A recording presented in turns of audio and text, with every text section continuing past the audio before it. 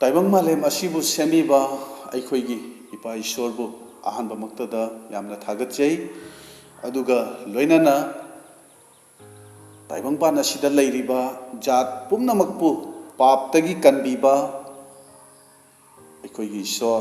कनबीबा मपु जीसु ख्रिस्तगी मिंगदा मयामबु अइना खुरुमजरी ngасidi good फ्राइडेगा मरी लैनना यामना अतेनबा salmon ओइना मयामदा खुदोल तमजगे ngасigi अइगी सालमोनगी Hiram ओइना थमजबा अदुदी जीसुगी इगी मतिक असुमना थमजबनी अदुना ईश्वरगी वाही पाथोकजगे तामिनसी Romeo पंदु मंगा पद मापंदगी मरम अदुना अदुदगी हेना इबुंगोगी इना हौजिक चुमहनबीरबनिना इबुंगोगी मपानना अखोइबु ईश्वरगी असावबदगी कनबीगनी तामिना खरबा वाही मयामगी दमकता ईश्वरना बोल पिनबीबा ओइसनु आमेन। इसिलिनावसी अखोइगी हौखरबा पुंसीगी पाप कोकपीबा हाइबसे यामना मरु ओइबा वाफमनी अदुना अखोइगी पापसे मपु इबुंगोना ई सिंथबिदुना कोकपीबा नत्तना अतोपा पांबई अमत्ता लैते इब्रिया मापनगी कुनिथोइदा ई ताबीबा याउदना पाप कोकपीबा यारोय हैना हाइबनी जीसुना मागी सेंगलबा ई सिंथहंदुना क्रॉस मथक्ता सिबीबासिना मी पुम्नमकी ताइबंग पांदा लैरिबा जात पुम्नमकी पाप की ममलदो सिंबिखरबनी अदुबु मसी नाकपीबा कोकपीबासे करमना फंगदबनो हाइना हाइरगदी जीसुना सिंथबिरिबा ई अमसुंग महांगना मथवाई थाबीबासे अइगिदमक्तनी हाइना सेंगना पुंगनिंग सेंगना थमोय सेंगना लौसिनजबा मतम अदुदा मसी फंगदबनी मागी इगी मपानना अखोइगी पाप पुम्नमक कोकपीबनी तौबतबु यामना पुंगनिंग सेंगना अइना अइगी पाप सिंग अदु याजबगा लोइनना पाप अदुदगी पुंगनिंग होंगबा ताई महाकपु थाजबा ताई महाकना अखोइदा लेमना पीबीरिबा मागी थौजालसे अखोइना पुंगनिंग सेंगना थमोय सेंगना अखोइना लौसिनबा ताई मसीगी थौजालसे प्रभु जीसुना क्रॉस मथक्ता सिंथबीबा इगी मपान मसी अखोइना फंगजबनी अदुना ngасꯤꯒꯤ नुमित असिदा प्रभु जीसुना सिंथखिबा इगी मपान अखोइना करी करी फंगजबनो अदुगा लोइनना महाकी ममल नाइद्रबा इ असिना तौबीरिबा थबक असे करीनो मसीगी वफम असिदा अखोइ यंगमिनसी मसी अखोइ खुदिंगमकना हाइबदि क्रिस्टियन ओइखरबा अखोइ खुदिंगमकना सेंगना खंगदबा यादबा वफमनी अदुना पॉइंट मंगा थोंना अखोइ यंगसी अहानबददी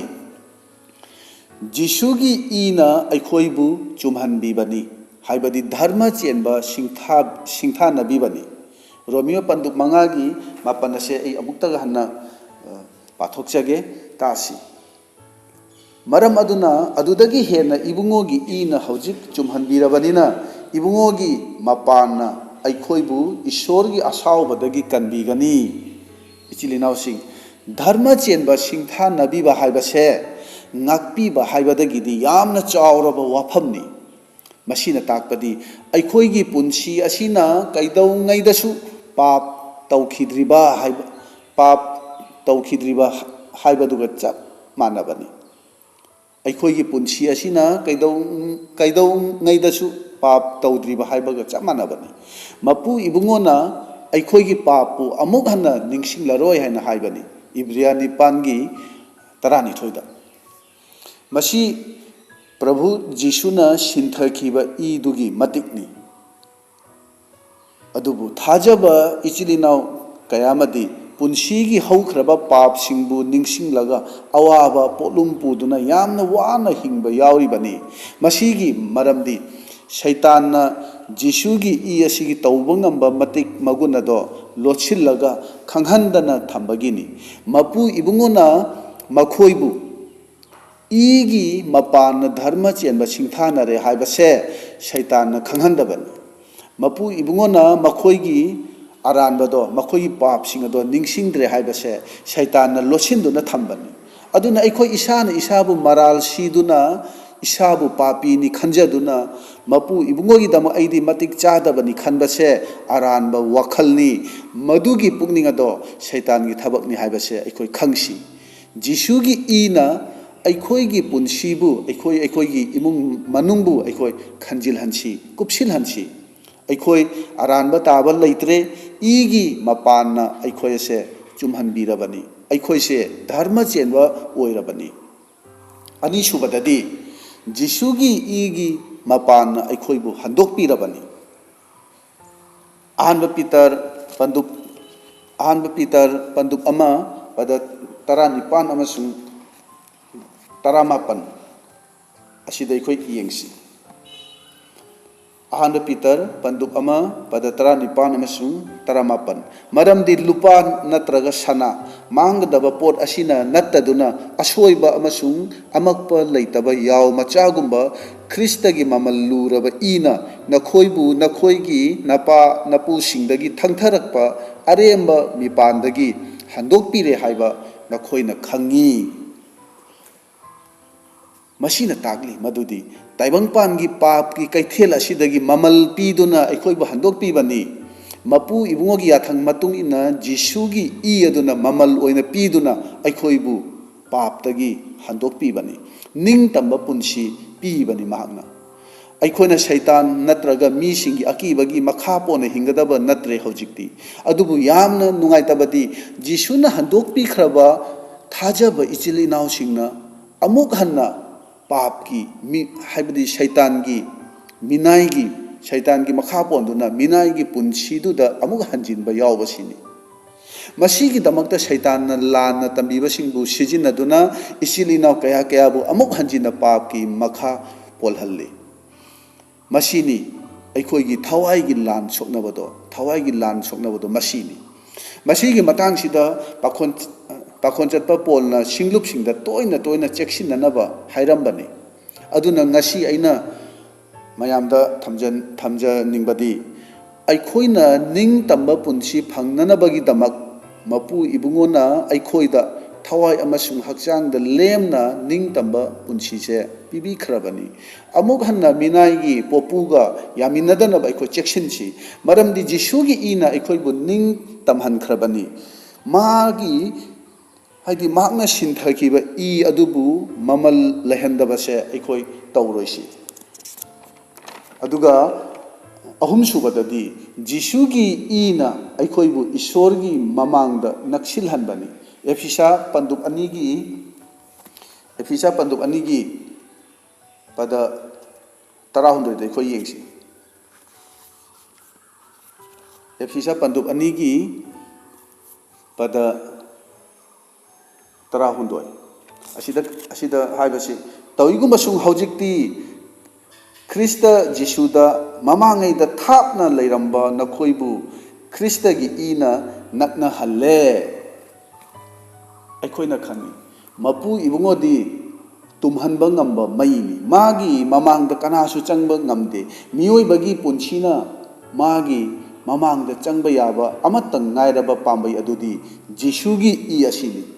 mioi bana hana yamna afaba dharma chenba oirabasu supnatagi Jisugi igi mapana mapu ibungogi mamangda changba phangadabani ngasi aikhoina mapu ibungogi manakta changba phangjaba thawaina loinabiba punsi oiba phangbase aikhoigi matik chabana natte Jisugi khaktana masi aikhoina phangjabani masi aikoi sengna khangsi mari subadadi Jisuna cross mathakta sinthabibagi mapana aikhoibu mapu ibungoga taisinna hanbani Kolosia panduk amagi pada kundai khoi yengsi Kolosia panduk amagi pada kun masida haibase aduga ibungogi cross igi mapana ingtha hanbiduna prithibida oirabasu sargada oirabasu laiba pot pumnamak ibungo mangonda ibungogi mapana tainabinanaba isorna penbiba oire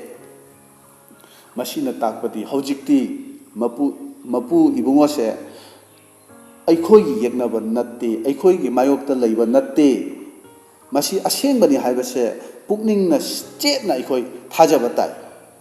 ꯏꯆꯤꯜ ꯏꯅꯥꯎ ꯑꯌꯥꯝꯕꯅ ꯈꯜꯂꯤ ꯃꯗꯨꯗꯤ ꯃꯄꯨ ꯏꯕꯨꯡꯉꯣꯅ ꯑꯩꯕꯨ ꯄꯦꯟꯕꯤꯗꯦ ꯃꯍꯥꯛꯅ ꯑꯩꯕꯨ ꯋꯥꯔꯧꯏ ꯁꯥꯎꯏ ꯍꯥꯏꯅ ꯈꯜꯂꯤ ꯃꯁꯤ ꯁꯩꯇꯥꯟꯅ ꯃꯤꯅꯝꯕꯅꯤ ꯍꯥꯏꯕꯁꯦ ꯑꯩꯈꯣꯏ ꯈꯪꯁꯤ ꯏꯁꯥꯕꯨ ꯌꯥꯖꯗꯕ ꯏꯔꯥꯜ ꯁꯤꯖꯕ ꯃꯁꯤ ꯊꯥꯖꯕ ꯏꯆꯤꯜ ꯏꯅꯥꯎꯁꯤꯡꯅ ꯊꯋꯥꯏꯗ ꯆꯥꯎꯈꯠꯇꯅꯕ ꯁꯩꯇꯥꯟꯒꯤ ꯂꯥꯂꯣꯡꯅꯤ ꯖꯤꯁꯨꯒꯤ ꯏꯒꯤ ꯃꯄꯥꯟꯅ ꯑꯩꯈꯣꯏ ꯃꯄꯨ ꯏꯕꯨꯡꯉꯣꯒꯤ ꯃꯔꯨꯞ ꯑꯣꯏꯔꯕꯅꯤ ꯃꯥꯒꯤ ꯏꯃꯨꯡ ꯃꯅꯨꯡꯒꯤ ꯃꯤ ꯑꯣꯏꯔꯕꯅꯤ ꯃꯥꯒꯤ ꯃꯆꯥꯅꯨꯄꯥ ꯃꯆꯥꯅꯨꯄꯤ ꯑꯣꯏꯔꯕꯅꯤ ꯃꯁꯤꯒꯤ ꯇꯥꯏꯁꯤꯟꯅꯕꯒꯤ ꯄꯨꯟꯁꯤꯁꯦ ꯖꯤꯁꯨꯒꯤ ꯏꯒꯤ ꯃꯄꯥꯟꯅ ꯑꯣꯏꯊꯣꯛꯂꯤꯕꯅꯤ ꯃꯁꯤꯕꯨ ꯑꯩꯈꯣꯏꯅ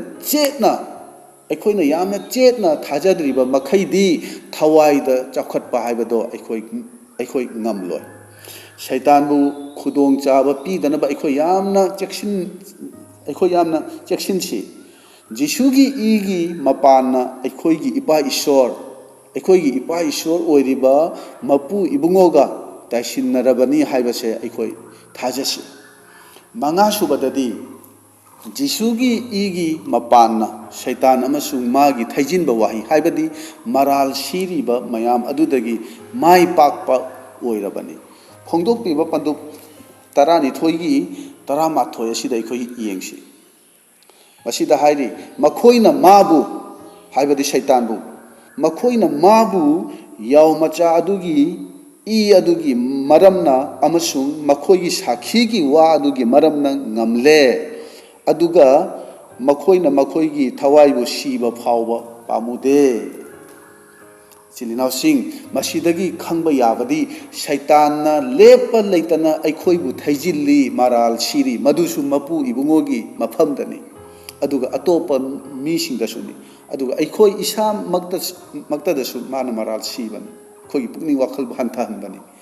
ꯑꯗꯨꯕꯨ ꯑꯩꯈꯣꯏꯅ ꯃꯥꯒꯤ ꯁꯥꯈꯤꯒꯤ ꯋꯥꯍꯩꯁꯤꯡ ꯍꯥꯏꯗꯣꯛꯇꯨꯅ ꯁꯩꯇꯥꯟꯒꯤ ꯊꯩꯖꯤꯟꯕ ꯋꯥꯍꯩꯁꯤꯡ ꯑꯗꯨꯕꯨ ꯃꯥꯏꯊꯤꯕ ꯄꯤꯕ ꯌꯥꯏ ꯃꯥꯒꯤ ꯁꯥꯈꯤꯒꯤ ꯋꯥꯍꯩꯁꯤꯡ ꯑꯗꯨꯗꯤ ꯀꯔꯤꯅꯣ ꯍꯥꯏꯅ ꯑꯩꯈꯣই ꯌꯦꯡꯁꯤ ꯃꯥꯒꯤ ꯁꯥꯈꯤꯒꯤ ꯋꯥꯍꯩꯁꯤꯡ ꯑꯗꯨꯗꯤ ꯑꯩꯈꯣꯏꯕꯨ ꯉꯥꯛꯄꯤꯈ꯭ꯔꯕꯅꯤ ꯙꯔꯃ ꯆꯦꯟꯕ ꯁꯤꯡꯊꯥꯅꯔꯕꯅꯤ ꯍꯟꯗꯣꯛꯄꯤꯈ꯭ꯔꯕꯅꯤ ꯃꯄꯨ ꯏꯕꯨꯡꯉꯣꯒ ꯇꯥꯏꯁꯤꯟꯅꯈ꯭ꯔꯕꯅꯤ ꯈ꯭ꯔꯤꯁꯇꯒꯤ ꯏꯅ ꯁꯦꯡꯗꯣꯛꯄꯤꯔꯕꯅꯤ ꯁꯩꯇꯥꯟꯒꯤ ꯑꯣꯏꯕ ꯀꯔꯤꯒꯨꯝꯕ ꯄꯥꯡꯒꯜ ꯑꯃꯠꯇ ꯑꯩꯈꯣꯏꯗ ꯆꯪꯗ꯭ꯔꯕꯅꯤ ꯃꯁꯤꯁꯤꯡ ꯑꯁꯤ ꯑꯩꯈꯣꯏꯒꯤ ꯆꯤꯟꯅ ꯍꯥꯏꯗꯣꯛꯀꯗꯕ ꯁꯥꯈꯤꯁꯤꯡ ꯑꯗꯨꯅꯤ ꯑꯁꯤꯒꯤ ꯃꯄꯥꯟꯅ ꯁꯩꯇꯥꯟꯕꯨ ꯃꯥꯏꯊꯤꯕ ꯄꯤꯕ ꯉꯝꯒꯗꯕꯅꯤ ꯁꯩꯇꯥꯟꯒꯤ ꯊꯩꯖꯤꯟꯕ ꯋꯥꯍꯩ ꯃꯥꯒꯤ ꯂꯥꯂꯣꯡ ꯄꯨꯝꯅꯃꯛꯄꯨ ꯃꯥꯏꯊꯤꯕ ꯄꯤꯕ ꯉꯝꯅꯅꯕ ꯑꯃꯠꯇ ꯉꯥꯏꯕ ꯄꯥꯝꯕꯩꯗꯤ ꯖꯤꯁꯨꯒꯤ ꯏ ꯑꯁꯤꯅꯤ ꯅꯨꯡꯇꯤ ꯅꯨꯃꯤꯠ ꯈꯨꯗꯤꯡ ꯁꯦꯡꯅ ꯍꯤꯡꯅꯅꯕꯒꯤꯗꯃꯛꯇ ꯖꯤꯁꯨꯒꯤ ꯏ ꯑꯁꯤ ꯌꯥꯝꯅ ꯃꯊꯧ ꯇꯥꯕꯅꯤ ꯃꯔꯝꯗꯤ ꯑꯩꯈꯣꯏ ꯅꯨꯃꯤꯠ ꯈꯨꯗꯤꯡ ꯈꯪꯅ ꯅꯠꯇ꯭ꯔꯒ ꯈꯪꯍꯧꯗꯅ ꯑꯣꯏꯔꯕꯁꯨ ꯑꯩꯈꯣꯏ ꯄꯥꯞ ꯇꯧꯔꯤꯕꯅꯤ ꯈꯟꯊꯅꯤꯡꯉꯥꯏ ꯑꯣꯏꯕ ꯋꯥꯐꯝꯗꯤ ꯅꯪ ꯑꯩꯁꯦ ꯖꯤꯁꯨꯒꯤ ꯏꯅ ꯀꯨꯞꯁꯤꯟꯗꯨꯅ ꯑꯩꯈꯣꯏ ꯍꯤꯡꯂꯤꯕ꯭ꯔꯥ ꯂꯩꯔꯤꯕ꯭ꯔꯥ ꯃꯥꯒꯤ ꯏ ꯑꯗꯣ ꯑꯩꯈꯣꯏꯒꯤ ꯍꯛꯆꯥꯡ ꯑꯁꯤꯗ ꯑꯩꯈꯣꯏ ꯊꯃꯣꯏ ꯑꯁꯤꯗ ꯇꯩꯁꯤꯜꯂꯕ꯭ꯔꯥ ꯏꯒꯤ ꯃꯄꯥꯟꯅ ꯀꯟꯕꯤꯕꯗꯨ ꯐꯪꯂꯕ꯭ꯔꯥ ꯂꯦꯝꯅ ꯄꯤꯕꯤꯕ ꯈꯨꯗꯣꯜ ꯑꯁꯦ ꯑꯩꯈꯣꯏꯅ ꯂꯧꯁꯤꯜꯂꯕ꯭ꯔꯥ ꯇꯁꯦꯡꯅ ꯅꯍꯥꯛ ꯅꯤꯡꯇꯝꯂꯕ꯭ꯔꯥ ꯅꯠꯇ꯭ꯔꯒ ꯍꯧꯖꯤꯛꯁꯨ ꯄꯥꯞꯀꯤ ꯃꯤꯅꯥꯏ ꯁꯩꯇꯥꯟꯒꯤ ꯃꯤꯅꯥꯏ ꯑꯣꯏꯔꯤꯕ꯭ꯔꯥ ꯋꯥꯍꯪꯁꯤꯡꯁꯦ ꯏꯁꯥꯗ ꯑꯩꯈꯣꯏ ꯍꯪꯁꯤ ꯀꯔꯤꯒꯨꯝꯕ ꯍꯥꯏꯈ꯭ꯔꯕꯁꯤꯡ ꯑꯁꯦ ꯑꯣꯏꯗ꯭ꯔꯤꯕ ꯃꯤꯑꯣꯏ ꯑꯃ ꯑꯣꯏꯔꯕꯗꯤ ꯉꯁꯤꯃꯛ ꯍꯧꯖꯤꯛꯃꯛ ꯃꯁꯤꯒꯤ ꯊꯕꯛꯁꯦ ꯑꯍꯥꯟꯕꯗ ꯇꯧꯁꯤ ꯃꯗꯨꯗꯤ ABC A ꯍꯥꯏꯕꯗꯤ ꯑꯦꯗꯃꯤꯠ ꯑꯣꯏꯕꯤꯌꯨ ꯍꯥꯏꯕꯗꯤ ꯏꯁꯥꯒꯤ ꯄꯥꯞ ꯅꯠꯇ꯭ꯔꯒ ꯑꯔꯥꯟꯕꯗꯣ ꯌꯥꯖꯕ ꯑꯣꯏꯕꯤꯌꯨ ꯍꯥꯏꯕꯅꯤ ꯍꯧꯈ꯭ꯔꯕ ꯄꯨꯟꯁꯤꯅ ꯄꯥꯞ ꯌꯥꯝꯅ ꯇꯧꯈ꯭ꯔꯦ ꯍꯥꯏꯕꯗꯣ ꯏꯁꯥꯅ ꯌꯥꯕꯤꯌꯨ B ꯍꯥꯏꯕꯗꯤ ꯕꯤꯂꯤꯞ ꯊꯥꯖꯕ ꯄ꯭ꯔꯚꯨ ꯖꯤꯁꯨꯅ ꯑꯩꯒꯤꯗꯃꯛ ꯏ ꯁꯤꯟꯊꯕꯤꯕꯅꯤ ꯃꯔꯥꯜ ꯂꯩꯖꯗ꯭ꯔꯕ ꯃꯃꯜ ꯌꯥꯝꯂꯕ ꯏ ꯑꯗꯣ ꯑꯩꯒꯤꯗꯃꯛ ꯇꯥꯕꯤꯈꯤꯕꯅꯤ ꯍꯥꯏꯅ ꯑꯩꯈꯣই ꯊꯥꯖꯕꯤꯌꯨ Cꯅ ꯀꯣꯟꯐꯦꯁ ꯍꯥꯏꯕꯗꯤ ꯆꯤꯟꯅ ꯐꯣꯡꯗꯣꯛꯆꯕ ꯑꯩꯕꯨ ꯉꯥꯛꯄꯤꯈ꯭ꯔꯕꯅꯤ ꯙꯔꯃ ꯆꯦꯟꯕ ꯑꯣꯏꯔꯕꯅꯤ ꯏꯄꯥꯒꯤ ꯉꯥꯛꯄꯤꯕ ꯀꯟꯕꯤꯕꯗꯣ ꯐꯪꯖꯔꯦ ꯁꯩꯇꯥꯟꯅ ꯊꯩꯖꯤꯟꯕ ꯀꯔꯤꯃꯠꯇ ꯑꯩꯉꯣꯟꯗ ꯆꯪꯕ ꯉꯝꯂꯔꯣꯏ ꯁꯩꯇꯥꯟꯒꯤ ꯋꯥꯍꯩꯅ ꯅꯤꯡꯕ ꯀꯥꯏꯕ ꯂꯩꯔꯣꯏ ꯑꯩꯅ ꯍꯥꯏꯗꯣꯛꯆꯔꯤ ꯃꯗꯨꯗꯤ ꯖꯤꯁꯨ ꯈ꯭ꯔꯤꯁꯇꯒꯤ ꯀꯟꯕꯤꯕꯗꯣ ꯑꯩꯅ ꯂꯧꯁꯤꯟꯖꯔꯦ ꯏꯄꯥꯒ ꯇꯥꯏꯁꯤꯟꯅꯔꯦ ꯑꯩꯍꯥꯛ ꯍꯧꯖꯤꯛ ꯃꯆꯥꯅꯨꯄꯥ ꯅꯠꯇ꯭ꯔꯒ ꯃꯆꯥꯅꯨꯄꯤ ꯑꯣꯏꯔꯦ ꯖꯤꯁꯨꯒꯤ ꯏꯒꯤ ꯃꯄꯥꯟꯅ ꯙꯔꯃ ꯆꯦꯟꯕ ꯍꯥꯏꯕꯗꯨ ꯑꯣꯏꯔꯦ ꯍꯧꯖꯤꯛꯇꯤ ꯅꯤꯡꯇꯝꯕ ꯄꯨꯟꯁꯤ ꯄꯥꯞꯇꯒꯤ ꯅꯤꯡꯇꯝꯕ ꯄꯨꯟꯁꯤ ꯑꯣꯏꯔꯦ ꯙꯔꯃ ꯆꯦꯟꯕ ꯑꯣꯏꯔꯦ ꯍꯥꯏꯅ ꯑꯩꯈꯣꯏ ꯐꯣꯡꯗꯣꯛꯁꯤ ꯔꯣꯃꯤꯌꯣ ꯄꯟꯗꯨꯞ 10ꯒꯤ ꯄꯗ रोमियो पंदु तरा की पद तरा अमसुंग तरा माथो अदुदा येंगसी मरमदि मीना धर्म चेनबा फंगननबा पुकनिंगना थाजै अमसुंग अरहन खुबम फंगननबा मचिनना हाइदोकजै मरमदि शास्त्रना हाय इबुंगोबु थाजबा मी खुदिंगबु इकाय हल्लोय मरुपसिंग चिलिनाउसिंग ओजासिंग असुमना प्रभु जीसु ख्रिस्टना सिंथबिबा इगी मतिक मगुनसे मसी अखोय सेंगना खंजबगा लोइनना मागी मतुंग इनसी मतम अदुदा अखोय क्रॉस की पांगल फंगजदुना थवाइदा चौखतपा ख्रिस्टान पुंसी ओइबा ngамगनी तामी नखरबा वाहिसिंगसे अखोय मयामगी मथक्ता इबुंगोना नहौनना बोर पिनबिबा ओइरसनु आमेन।